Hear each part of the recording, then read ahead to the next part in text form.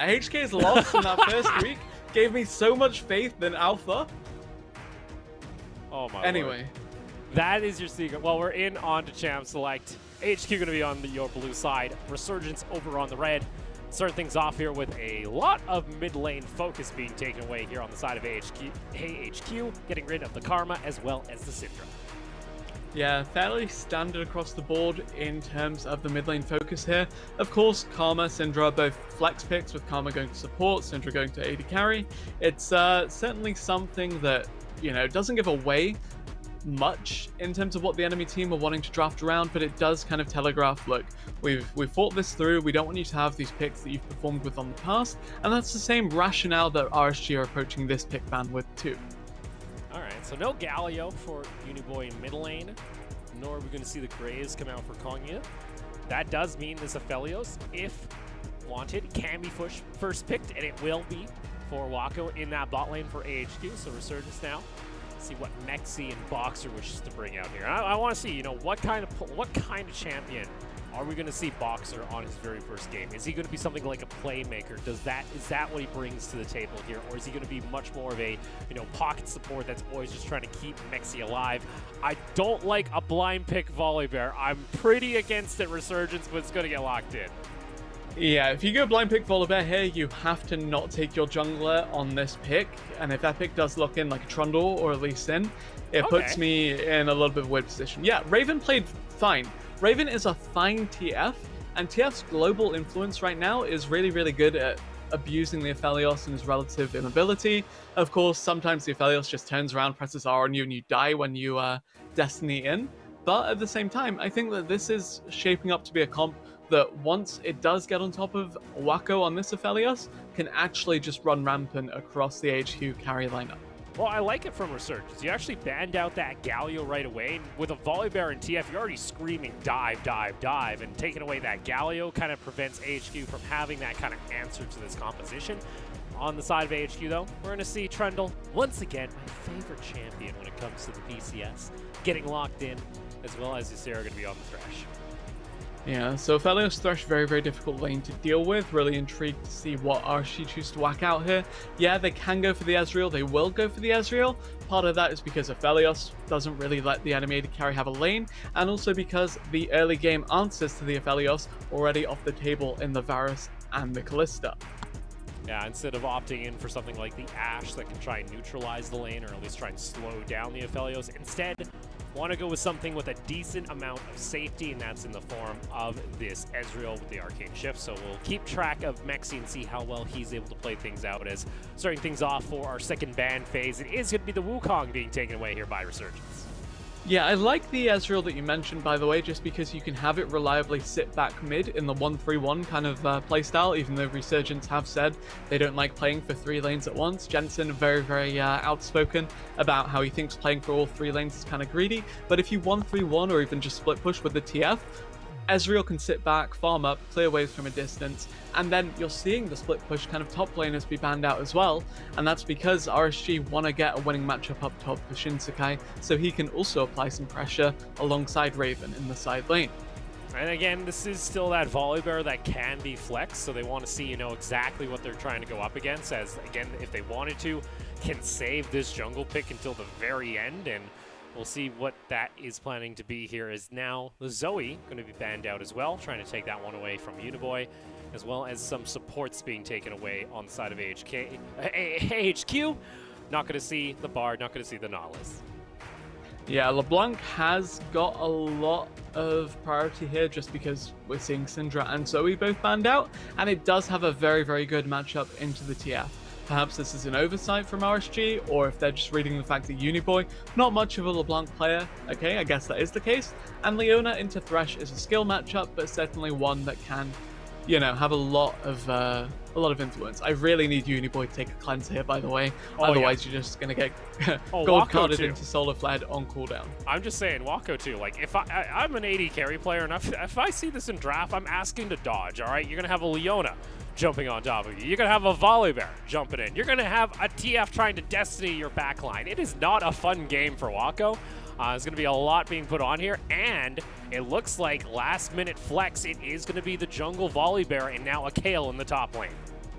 Yeah, okay, so we mentioned that you can't take jungle first rotation when you lock in Volibear because you want to keep the flex potential up your sleeve, and as you mentioned, yeah, it will be that Volibear in the jungle for Epic. Kayle has an okay scaling versus Mordekaiser, both of them notorious for not being champions pre-level 6. Kayle as well, just kind of shaky up until level 11 in 2 items. But Resurgence, they've drafted something that, you know, can 1-3-1 later if they need to, but also can follow up on some of this crazy hard engage from the rest of their comp and actually force out a 5v5. Is those screaming delicious here for Shensekai? It's like, all right, I'm going to try and farm away, do not occupy my lane until I hit level 16, and then I become a champion. And I'm a little concerned because the last time we saw this happen where they're like, all right, don't worry, Shensekai's just going to keep on split pushing, he's going to keep on going. The game ended too fast, and that's my question here. Is Resurgence going to be able to keep this game going long enough for the Ezreal, for this Kayle to pop off to the point that they need to? Or is AHQ, are they a little bit angry that they lost to Liab? Are they going to try and actually, you know, set the bar high starting off week 3 as we go ahead and get ourselves ready for our 5th game of the night, AHQ taking on Resurgence?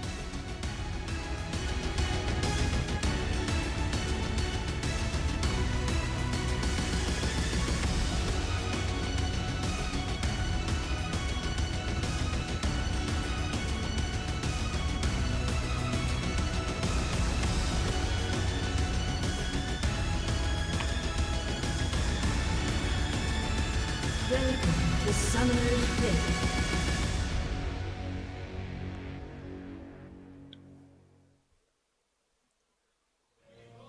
I still love every time we look at red base with this camera, like that camera preset, it's just empty. We're just like, all right, it's 5v0. That's maybe the plan here. We'll see if that's going to be the case. Resurgence, though. This is a team that at least found their first victory of the splits starting back in week 2. Was a good little start here, considering, you know, this is Resurgence. This was a team that almost went completely winless during their first round robin of spring, only to take down Liab, which we keep, unfortunately, we keep putting Liab here as that asterisk of, like, teams like we expect you to beat at the moment, considering how the team has been faring. This time around, Resurgence, they still have a couple more teams to play below them, so there's still plenty of opportunity. But if they want to be able to be contenders for playoffs, or even possibly into the semifinals of playoffs, you got to take down a team like AHQ at some point during the regular season. Yeah, absolutely going to have to pull out a victory here if they want to prove themselves and separate themselves from the rest of that bottom of the pack. Looking at summoner spells, you said you want to double cleanse from the carries of AHQ. This is no HKA or repeat. This is actually, yeah, just cleanse. Nice. I'm happy to see it. This isn't my false hope about Alpha because Moonblack decided to not take cleanse versus Lissandra. This is a lot of respect being given over because you've seen AHQ, they've been blue shelled before. They know these bottom tier teams aren't necessarily just gonna let them walk away with a victory. Yeah, especially with the amount of just CC that will come out here and just try and dive in onto this backline. I'm glad Wako has decided to go ahead and take cleanse. It does mean, though, they actually don't have a heal down in that bot lane because Ysera also went for the exhaust. Interesting that Boxer actually opted to go for not the ignite. Usually that's what we've been seeing with the Leonas. And I'm also interested, you know, Boxer is going to be much more on a playmaking support in the form of the Leona come level 6, looking for those roams. So I think this is a good gauge to see how he's going to incorporate into this roster.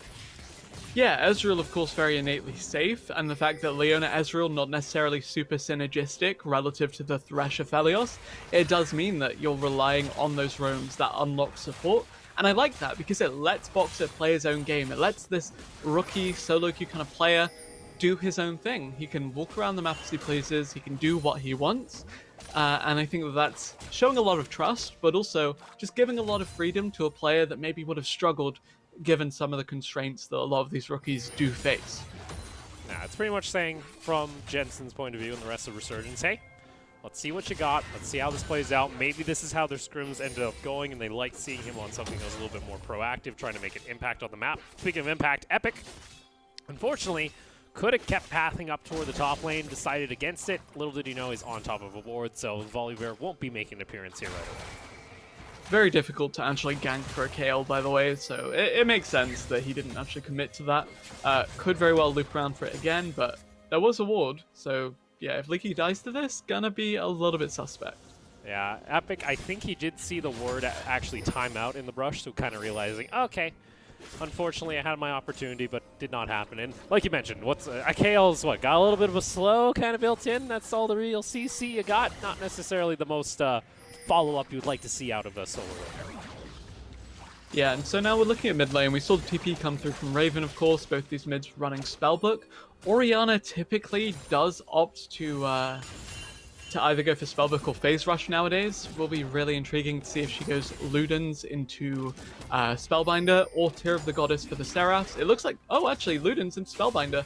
Okay, that will be the play, and that means Uniboy playing for the burst, and suddenly this exhaust from Boxer makes a lot more sense because you're playing to exhaust the front-loaded burst of the Orianna plus Aphelios while your TF and Ezreal dish out the DPS in these later game teamfights. Yeah, unfortunately there for Shinsekai in this early game. A lot of maces coming down here from Leaky. He's just going to continue to push that into the tower. Not falling behind, though, in CS. Actually, will likely have a slight advantage as that crashes in onto the tower. Raven, we're kind of waiting on that level 6. Once he hits it, maybe we'll start to see some action down toward the bot lane as well once that Leona is 6 itself. Yeah, so drawing your attention back to the top, as you mentioned, with that CS evening out. We talk about Jace, we talk about Renekton, we say if these champions go even early, they've lost the lane. Kayle is the opposite to that, where if she goes even early, she's won. That is all you want to do. It's a small victory if you're not exiting lane phase down 30, 40 CS. And the fact that Shinsekai is able to hold on in this matchup is a testament to how poor Mordekaiser's early is, but also to just how well communicated and well executed this Kayle pick has been so far. Yeah. On top of that, Shinsekai has been able to keep that wave just outside of his tower in most cases. So unfortunately, calling you on this Trundle, not able to really go for a dive. And, you know, Mordekaiser himself, he's more or less, he's good at being dove, trying to turn that around. So unfortunately, not a whole lot of follow-up can be applied there. And right now, this is kind of exactly the early game you would like to see from Resurgence. I think the next kind of breakpoint when we want to check in on how they are doing is once we see the ultimates online for both the bot lane as well as the Twisted Fate. Yeah, so TF actually has his ult, but you'll see TFs usually hold that until at least 6:30 so they can use the Spellbook to swap out for a Ghost and then go chase someone down after ulting to a side lane. That looks like it will be the case, as we do have a pause immediately coming out here, anticipating that TF ult. Well, I did see he just swapped to Clarity, actually, there, so, you know. Okay. I don't know. Maybe it might also be a spectator bug. Remember, that thing always bugs out when it comes to the spell. Orianna has mana, TF doesn't. It makes sense. That's your solution. Kinda grumpy, though. Have you ever, like, had so much trouble in lane with, like, Twisted Fate mana that you're like, I gotta swap to Clarity at 6:30. That's the big brain approach. Oh boy. How do you have mana issues when you've got off 2 bases in the first 6 minutes for free? Don't question him, Riz, alright? Alright, I'm just saying. You know, maybe he's been just slinging those red cards out, just trying to get some damage on some AoE clear. Wild cards too. Who needs to blue be cards? fair, when you're not building mana, the ultimate of TF and the full combo costs a ton. Yeah, it costs a ton. So if you're not able to, you know, get the, what is your catalyst for your Roa, at least when you're doing the lane phase, it's kind of, Sure. yeah. You want that little extra little bit of mana here. I am just getting told it was a mic issue over on the side of AHQ, so we're just going to try and troubleshoot that and hopefully get ourselves back into the action right now. Excellent. So far, not a lot of action, but as I said, the Kayle weathering that storm. The bot lane not died 2v2 yet, which is, you know, an accomplishment relative to previous incarnations of this roster. Yeah, so far, not a bad start for Resurgence. Yeah, we unfortunately, we have a pause right before what we want to see happen from Resurgence, so it's really hard to kind of gauge whether or not, you know, the Jensen training was able to, you know, get the boys back in shape and get themselves set here for week 3. And we're still waiting, you know, for that Leona ultimate to be available for Boxer so he can start making those roams and we can start seeing this new blood on the team and how he's planning to perform. So yeah, it's a technical pause, which is my favorite kind of pause. Opal, of course, the only pause in League of Legends. I was about to say, like, what kind of pause? Like, there's production pause, which actually doesn't. I was going to give you a throwback actually here because, once upon a time I was casting an event with a frequent play-by-play I used to work with a lot, and we had a guest caster, and that guest caster usually casts FPS, and we get a technical pause, and he's like, is this a tactical pause? And he's just talking again and again and again about it being a tactical pause and what the players are discussing. And we're just looking at him like, no. Wait, was that the event in Italy that I'm trying to think of now? Was that yes. That was your that was the league event in Italy for you. I think you told me about this. Yeah, it was so funny at the time.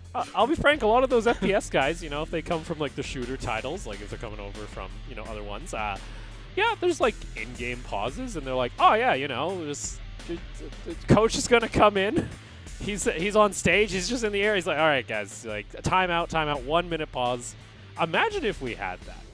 I was who was I talking to about this? We're back into the action. I think I was talking to Ender from Lek, and we kind of wondered how would League change if you had coaches in comms with just the vision of your squad. How would that actually affect the game? We actually thought that'd be a cool idea to try for a split or something. You'd get a lot of unrefined mechanical talent, and a lot of the supports and junglers would be forced out in favor of younger, just unrefined players, while you just have one veteran kind of calling the shots from behind them. And then you're just like, I think your super mechanical squad of players from solo queue just being wrangled together by just an insane like mega brain coach. Is that your plan here? I think that could be the case, but also if you think about the fact that it's really difficult to get like a view from a player perspective while looking at it, like even from a VOD review kind of thing, like you don't know the limits of your players or what play they can make. If you're like, okay, this guy's 40% health, you should be able to solo kill him now, full combo, and the guy lives with like 2% health and you throw in the lead, you're like, oh. And then it's just like, wait, there's an enemy jungler nearby and he's just gonna one-shot me. Okay, never mind, I see how it'd be, so. Yeah. I always thought that'd be kind of an interesting change. I just always wondered, would coaches make a big difference, or would we just see a completely different style of play? I mean, at the same time, you see a lot of agency taken away from coaches now because players are responsible for the drafts. Largely. Yeah, that's kind of true. There's been a lot more players that actually have like popped up and are more vocal on what they want to pick and what they want to play. I know that's I've heard that's a more common thing that we've seen, over in the Liab team environment, as Rex is very vocal and usually what he wants to play. That's why sometimes they see a Zoe picked when maybe they want to go something a little bit more supportive. Interesting though, Rift Herald was started off here by Resurgence, but AHQ are able to answer as Uniboy Leaky collapsed alongside Kongyu, and that should be an easy take here for the blue side roster.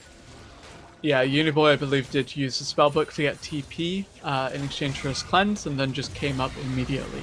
The bot lane from AHQ had a lot more priority as well, could move up. Mexi, critically low on mana, couldn't actually follow, and that's why Resurgence, despite starting off that Herald pretty dramatically, it was at like 25% health, had to just immediately back off. They don't even have the numbers advantage when the TF is already grouped with them. So there we are, first Rift Herald, as well as first Dragon was already secured by AHQ. So objective control in favor for them, at least at the moment. But like we mentioned, we're getting close to that kind of period where we expect Resurgence to kind of come online once they have these ultimates available to them and start seeing plays being made by Raven alongside Epic. I mean, the sad thing for me is that this TF has had both ult and this inventory available for the past 3.5 minutes. Since 5 minutes 50 odd, he's been level 6, he's had his boots of swiftness, he's had his full regalia of the ring plus the Swifties plus the fairy charm. Oh no. Epic. Oh no, Raven. Raven, why are you back in there? That's an easy take. That's first blood going on over to AHQ, and that's a death you want to have back. Why are you backing in the jungle? Yeah, the TF not necessarily on the board quite yet. Does kind of want to chill out till he gets his Rod of Ages. And yeah, honestly, I guess he thought, alright, I'm not in vision. Then suddenly gets warded, finds a Trundle, finds a hook. Oh man, Raven. That does feel bad. That's one that you want to get back. That's one where you could just, like, stay underneath the tower and you're fine. And then it's like, oh yeah, I get a free back. Shelly also going to get popped here, and oh, a nice hook once again. Ysera being very lethal so far on his aim into the shockwave, forcing the flash out of Boxer. Yeah, Raven probably pretty happy because I believe a couple of patches ago there was the introduction of that home guard where if you get killed pre-20 minutes, you get the home guard out of the base. It lets you run back to lane a little bit faster. Not something you see that often in pro play because people, if they die pre-20 minutes, if they return to base pre-20 minutes, it's usually by a recall, not a death. But yeah, it's certainly something helpful and does get the TF back on the board. Has that ghost we mentioned from the spellbook, and that means we want to see him start fishing with the Destiny into the gate, into one of the carries from AHQ, just being gold carded down. Alright. Now's your time, Raven. You also got Boxer, level 6. Come on, I feel like this is the opportunity now for Resurgence, especially when we go up against Aphelios, because we mentioned anytime you go up against an Aphelios, or even an Ezreal, if you just keep up the pressure on that lane and find a couple kills here and there, usually it just slows them down enough that allows like your AD carry to start accelerating. So far, though, Mexi's having to play pretty safe. His Boxer's just trying to get some vision, but he's kind of stuck in his jungle as AHQ are even pushing up into maybe try and chase him. So these deep wards that are being placed by AHQ aren't only to catch out the TF mid-rotation like you saw earlier, but also because it means you can see him when he's trying to angle for a creative ult down. The moment the TF leaves mid, you want to have the sides of the lane kind of warded out, so you know if he's kind of rotating top, rotating bot, because of course while it's a massive range, the Destiny is not global, so you can get a good indication of which lane Raven will show up in.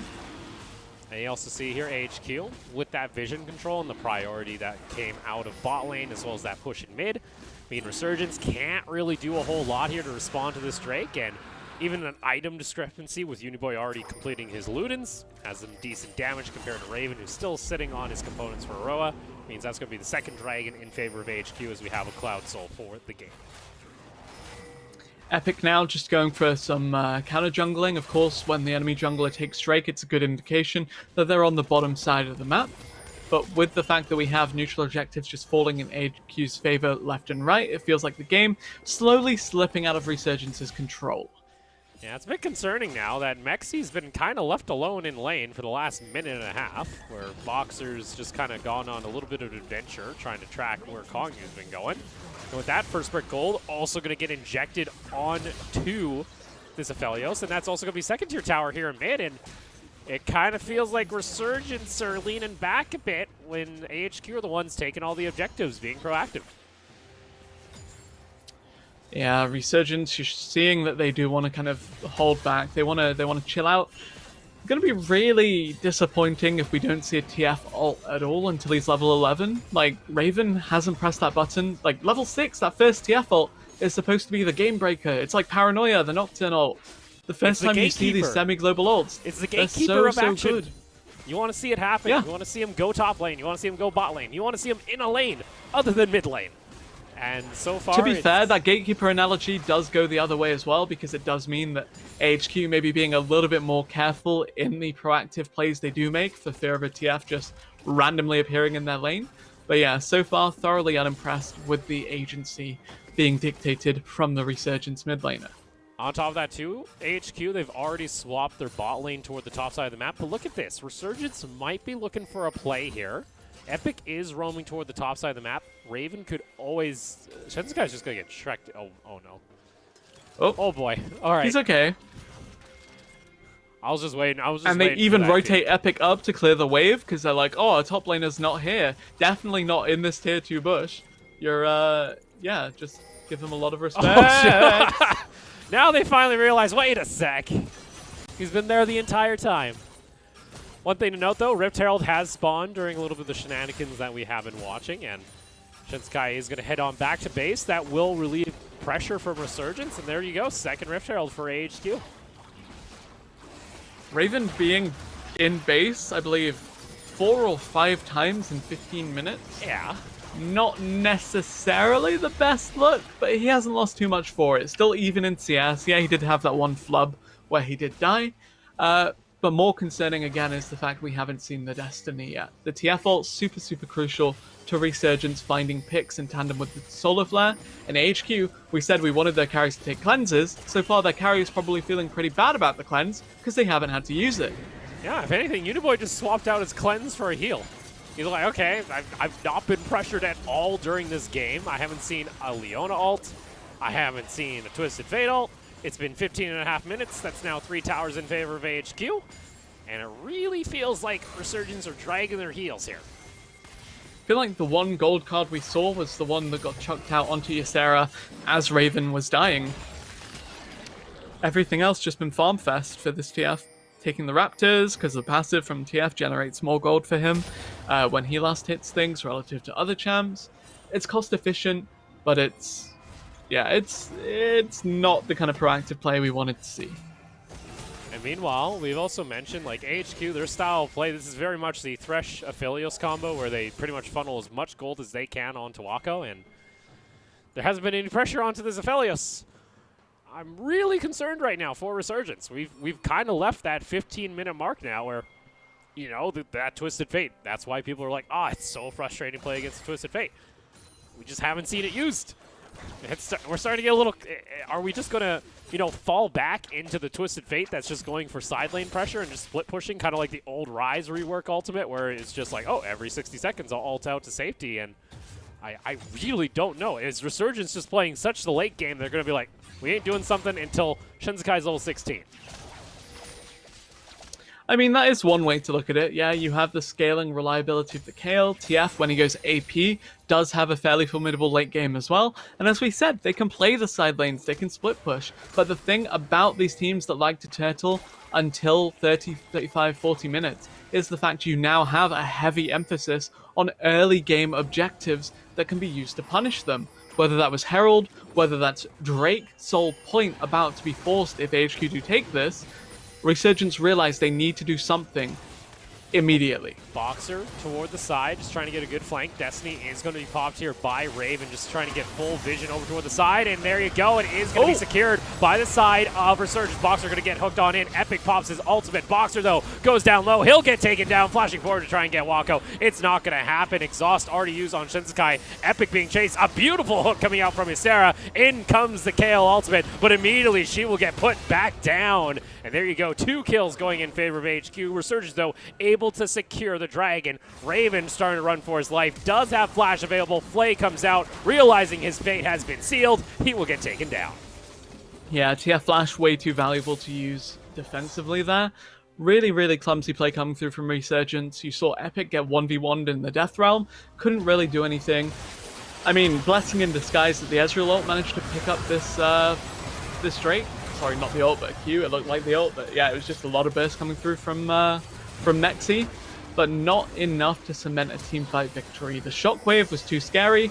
Shockwave and Moonlight Vigil, by the way, they weren't not used this entire fight. The 2 big teamfight defining ults from the side of AHQ still available, and yet RSG, they get routed, they get completely smashed, and this is not a good look for this RSG that's supposed to be entering a honeymoon or renaissance period.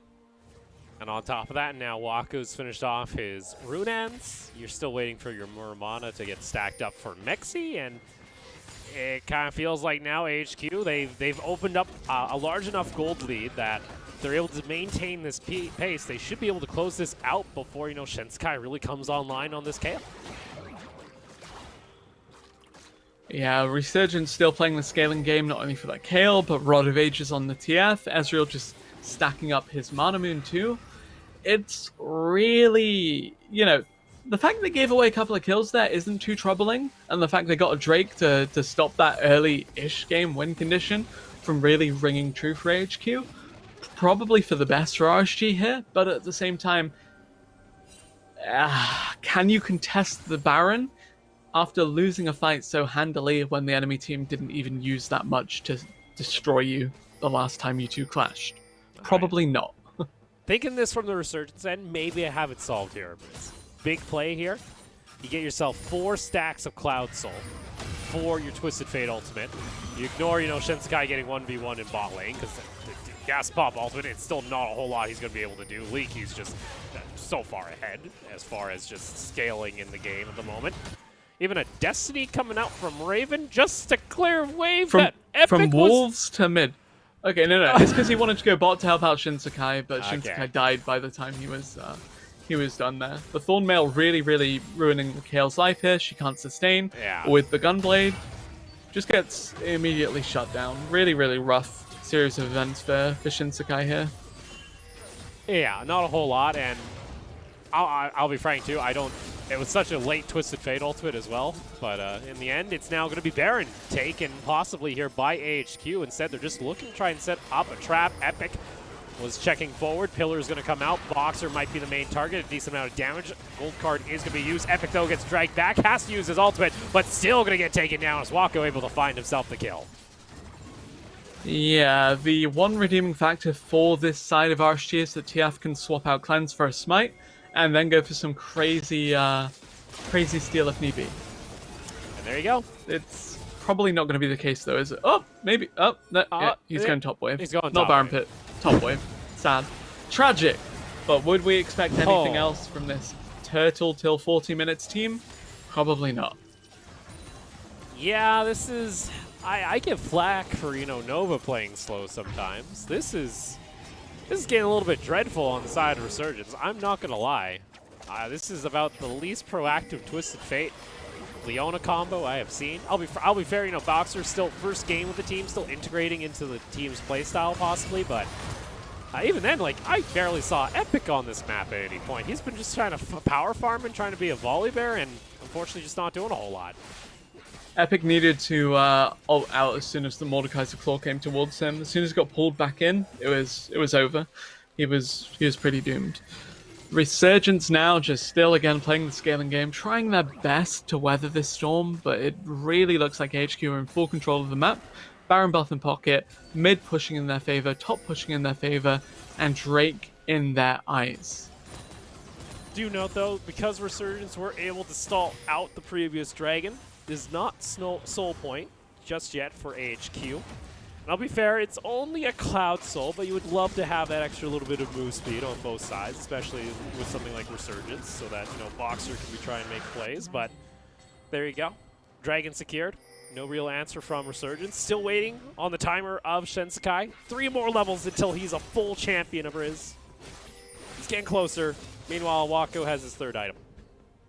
I'm torn, man, between my hatred of these scale to 45-minute kind of games, but also I need RSG to win so I can look much smarter than anyone else. I'm about to say, yeah, your predictions here so far, but you're having a rough day. I think you only got 1 right so far, which, we had an upset or 2. That does happen, but unfortunately, Resurgence, letting down a Briz here, and I'm going to be honest, I'm getting a little bit disappointed. This team, I was super excited. I know it's I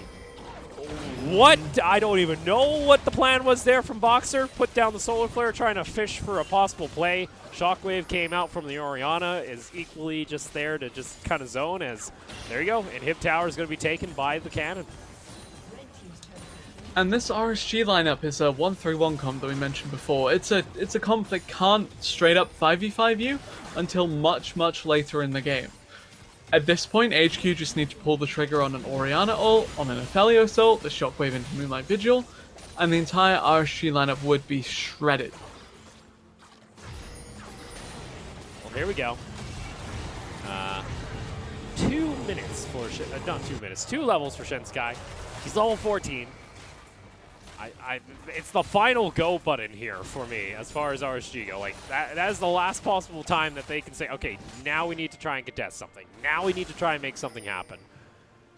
It's also going to be Cloud Soul point for AHQ if they want to secure it within 3 minutes. We are likely, though, going to have the Baron spawning by them as well.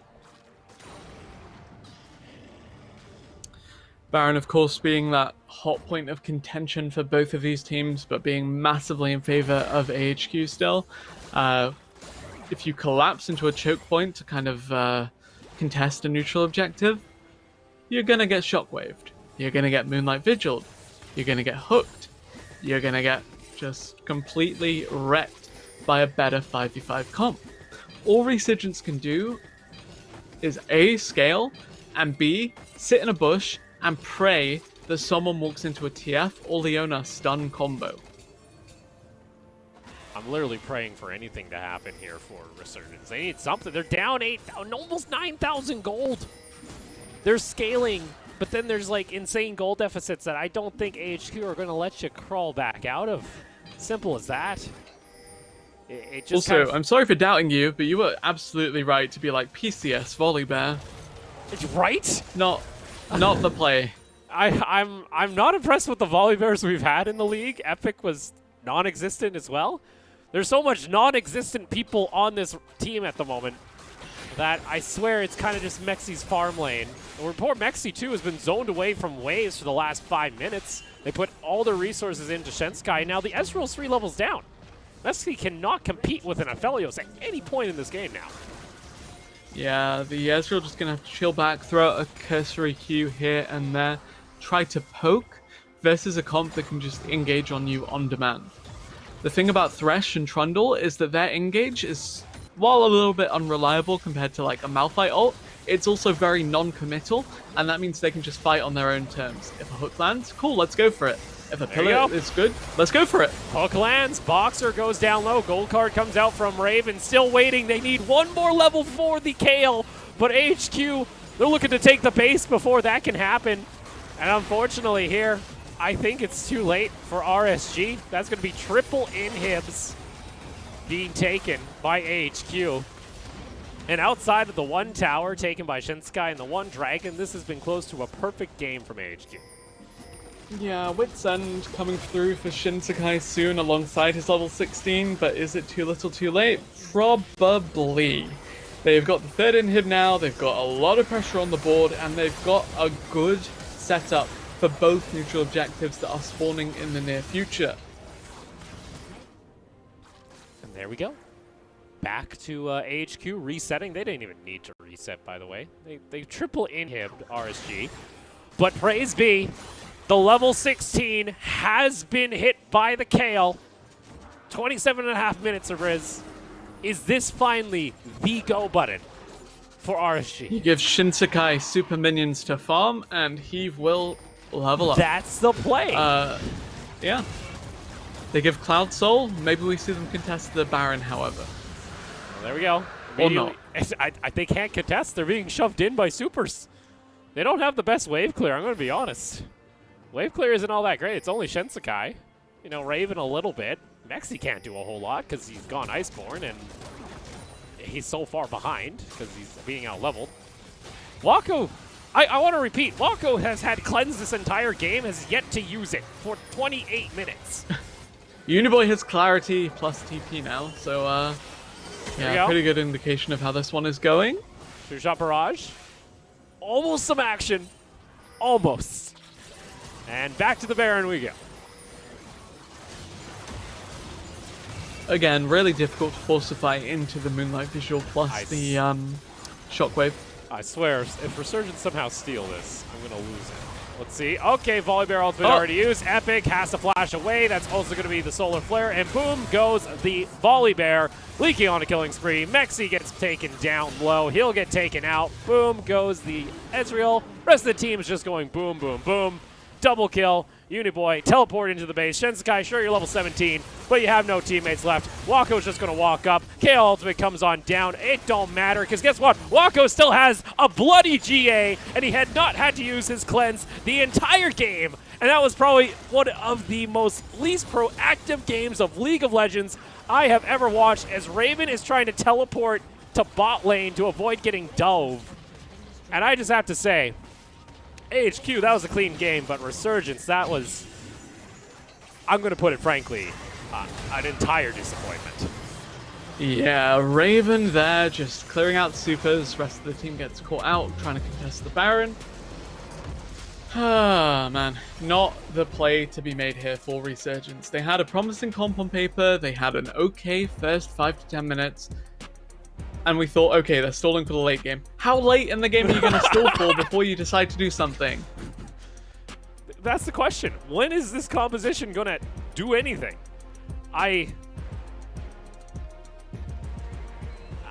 there is likely morale issues. There is likely systematic issues, possibly within the team itself. But there has to be a question made.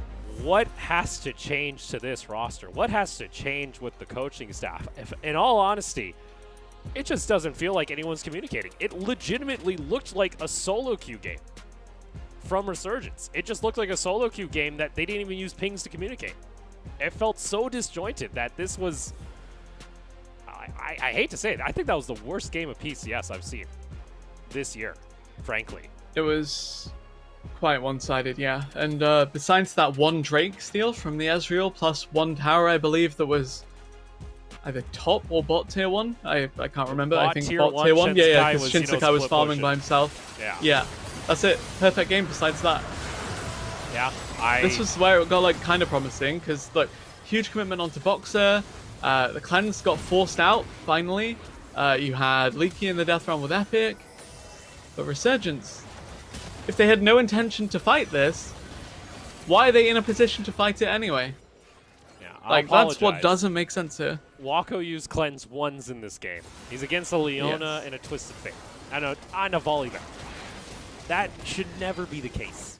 I'll give credit AHQ, had themselves a very clean game.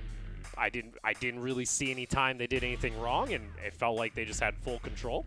It looked rather clean, minus the one Dragon Steal that came out from that Ezreal. I think AHQ are very happy to bounce back after the loss with Liab. No TFR till what, level 12, I want to say? And it was going to lane, by the way, from Wolves to lane.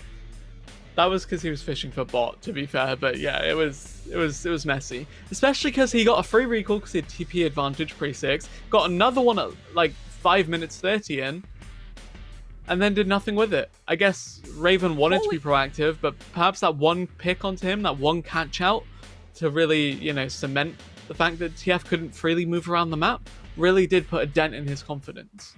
Yeah, I have to say here, like the unfortunate side effect is you saw the damage graph coming out there from the side of you know, Resurgence. That was like a 1.1k damage Volibear. That was rough. Like I said, there's still a lot of improvement to be made here on Resurgence, but that was one of the was a hard game to have to watch, and I have to feel like I don't know how well that's gonna feel to play. Because that felt like you just kind of sat there for 30 minutes farming, and it was just like, you gonna do anything, guys? You gonna do anything? Most memorable plays of that game for the jungle and support of Resurgence were probably the Volibear. I remember looping around top for another gank, and the Leona never really finding anything. 之前都玩比较功能的角色，像加里奥或丽珊卓，那你给予自己今天的表现打几分呢？ So this is the first time that we see you on the Orianna champion. In the past, we saw you more on utility champions like Lysandra or Galio. So what is your score? What score do you give yourself on Orianna?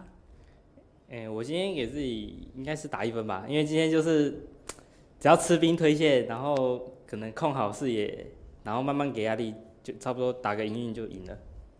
So I give myself 1 score because I didn't do a lot today. I just keep on winning CS and pushing the lane and make sure that everyone's doing their job and we won. 那我想要补充一个问题，就是你在前面的比赛几乎都拿出功能角，你觉得这个是什么原因？就是你们团队在夏季赛前讨论的结果吗？ So you've been using utility champs in the past. So why is that? Why do you keep using that? Is it because that your team choose to tell you to do that? 那时候是10.2版本，那时候中路比较偏工具人，所以那时候版本比较偏向功能，所以那时候就一直选功能角。 So because the 10.12 patch, the mid lane is better for utility champs. So that's why our coach want me to play more utility champions. 那下一个问题就是很多人都很关心，就是你们的上路超老星，他最近也是因为年老了嘛，所以有一些手伤的部分，他的伤势复原怎么样？ So a lot of people are worried about Ziv, your top laner's hand injury. So how is he recovering? 关于我们的队长，他最近可能现在只负责帮我们点外送啊，帮我们点饮料。So his job, our previous our top laner, our leader so far, his main job right now is to order takeout for us. 好，那最后一个问题是我们都知道，其实除了你以外，你们还有另外一位中路 Apex。那我想问的是，你觉得他跟你最大的不一样是什么？他有机会上场吗？ Ziv's rolling. So what is the biggest difference between you and Apex? Are we able to see him play at all? 他应该是有机会啊，最主要是他上场的话，通常都讲太多干话吧。然后我比较专注游戏，就是会比较专注在游戏上，会给比较多游戏的沟通。对。